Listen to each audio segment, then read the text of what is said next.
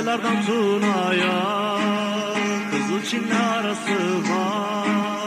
Düştük kara sevdaya, loy loy gönül güzel yarası var.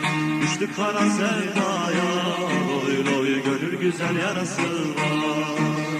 Al bizi de sürürsen, bayrak olarak bürürsen, hele durma yürürsen, loy loy daha yolun yarısı var. Hele durma yürürsen, loy loy daha yolun yarısı var.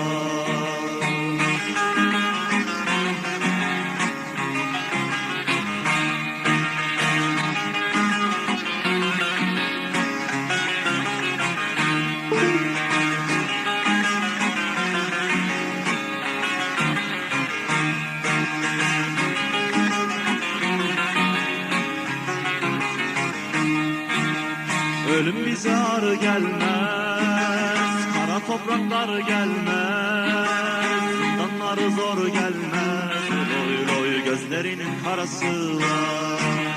Zindanları zor gelmez, loy loy gözlerinin karası var. Başka nizam istemem, yurtta tasa istemem, yasa masa istemem, loy loy milletimin böresi var. Yasa masa istemem, loy loy ulu Türk'ün böresi var.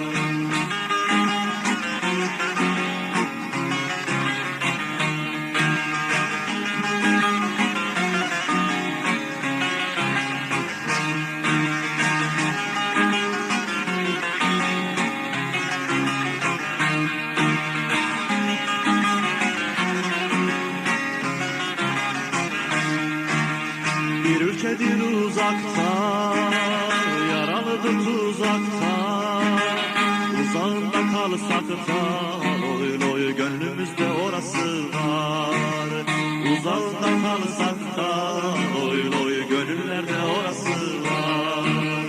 Ele surat asacak, zalime kan kusacak, sanma böyle susacak, loy loy fırtınası borası var. Sana böyle susacak, loy loy fırtınası borası var.